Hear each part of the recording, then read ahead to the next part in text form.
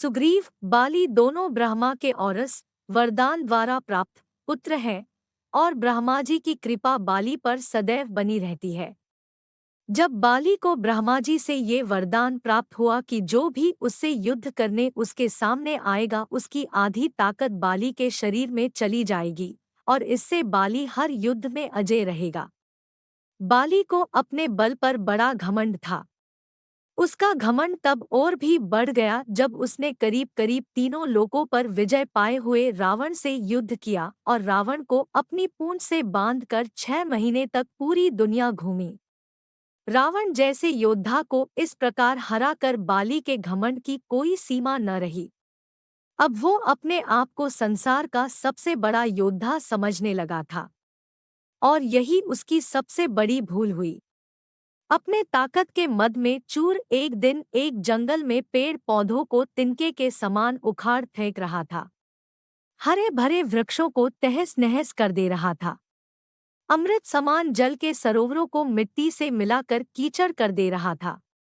एक तरह से अपने ताकत के नशे में बाली पूरे जंगल को उजाड़ कर रख देना चाहता था और बार बार अपने से युद्ध करने की चेतावनी दे रहा था। है कोई जो बाली से युद्ध करने की हिम्मत रखता हो? है कोई जो अपने माँ का दूध पिया हो, जो बाली से युद्ध करके बाली को हरा दे? इस तरह की गर्जना करते हुए बाली उस जंगल को तहस नहस कर रहा था। संयोगवश उसी जंगल के बीच में हनुमान जी राम नाम का जाप करते हुए तपस्या में बैठे थे।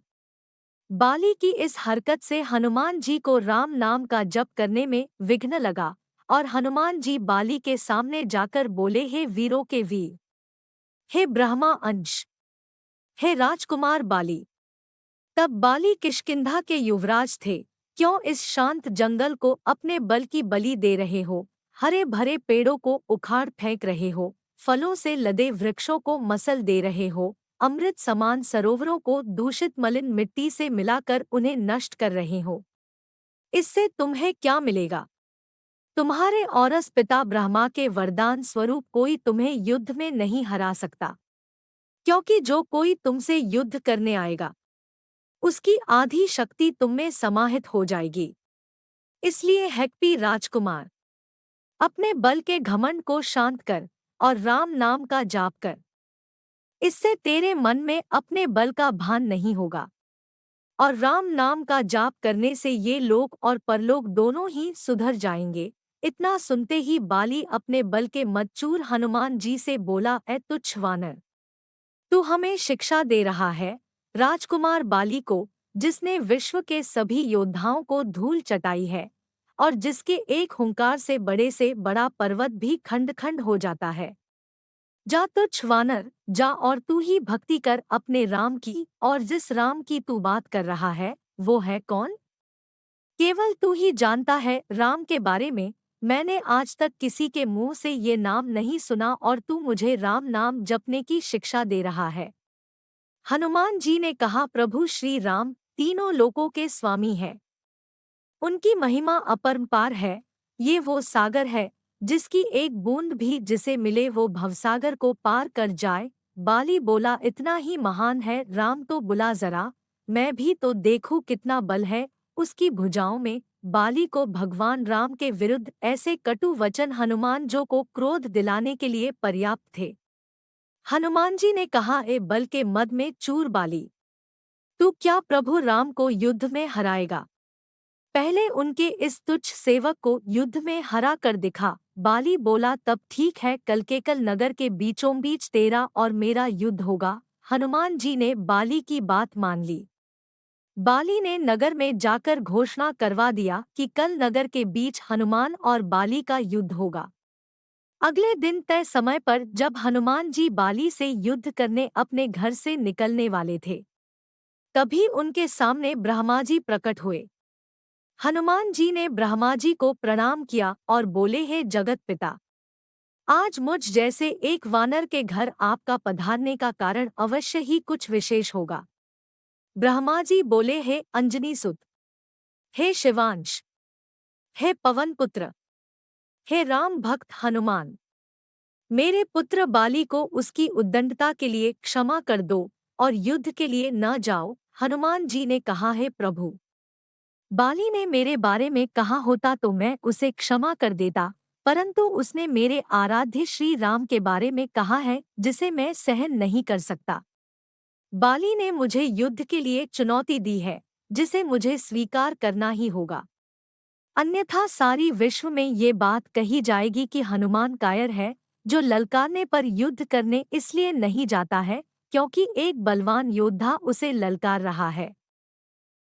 तब कुछ सोचकर ब्रह्मा जी ने कहा, ठीक है हनुमान जी, पर आप अपने साथ अपनी समस्त शक्तियों को साथ न लेकर जाएं, केवल 10वां भाग का बल लेकर जाएं।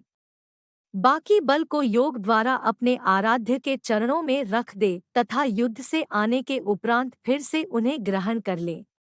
हनुमान जी ने ब्रह्मा जी का मान रखते हुए वैसे ही किया और बाली से युद्ध करने घर से निकल गए। बाल नगर के बीच में एक जगह को अखाड़े में बदल दिया था और हनुमान जी से युद्ध करने को व्याकुल होकर बार बार हनुमान जी को ललकार रहा था। पूरा नगर इस अद्भुत और दो महायोद्धाओं के युद्ध को देखने के लिए जमा था।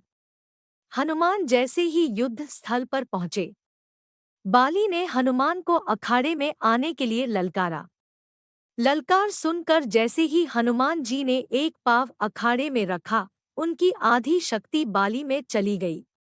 बाली में जैसे ही हनुमान जी की आधी शक्ति समाई, बाली के शरीर में बदलाव आने लगे। उसके शरीर में ताकत का सैलाब आ गया। बाली का शरीर बल के प्रभाव में फूलने लगा। उसका शरीर फटकर खून निकलने लगा। बाली को कुछ समझ नहीं आ रहा था। तभी ब्रह्मा जी बाली के पास प्रकट हुए और बाली को कहा, पुत्र, जितना जल्दी हो सके यहाँ से दूर, अति दूर चले जाओ। बाली को इस समय कुछ समझ नहीं आ रहा। उसने ब्रह्मा जी की बात को सुना और सरपट दौड़ लगा दी। 100 मील से ज्यादा दौड़ने के बाद बाली थक कर गिर गया। कुछ देर बाद जब होश आया तो अपने सामने ब्रह्मा जी को देखकर बोला, ये सब क्या है?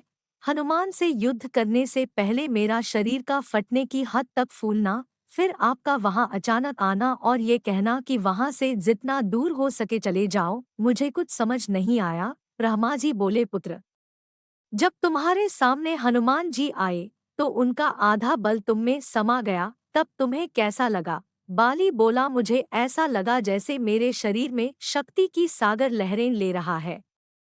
ऐसे लगा जैसे इस समस्त संसार में मेरे तेज का सामना कोई नहीं कर सकता।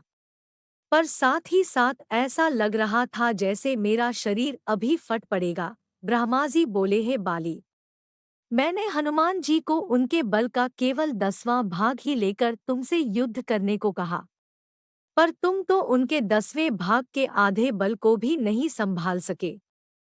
सोचो, यदि हनुमान जी अपने समस्त बल के साथ तुमसे युद्ध करने आते तो उनके आधे बल से तुम उसी समय फट जाते जब वे तुमसे युद्ध करने को घर से निकलते।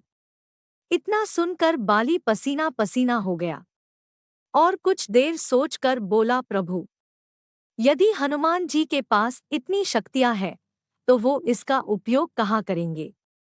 ब्रह्मा जी ने कहा, हनुमान जी कभी भी अपने पूरे बल का प्रयोग नहीं कर पाएंगे, क्योंकि ये पूरी सृष्टि भी उनके बल के 10वें भाग को नहीं सह सकती। ये सुनकर बाली ने वहीं से हनुमान जी को दंडवत प्रणाम किया और बोला, जो हनुमान जी जिनके पास अथाह बल होते हुए भी शांत और राम भजन गाते रहते हैं, और एक मैं हूँ जो उनके एक बाल के बराबर भी नहीं हूँ और उनको ललकार रहा था, मुझे क्षमा करें। आत्मग्लानि से भरकर बाली ने राम भगवान का तप किया और अपने मोक्ष का मार्ग उन्हीं से प्राप्त किया। दोस्तों, वीडियो कैसी लगी कमेंट में ज़रूर बताएं, साथ ही वीडियो को लाइक शेयर ज़रूर करें। अगर चैनल पर नए हो तो चैनल को सब्सक्राइब ज़रूर करें।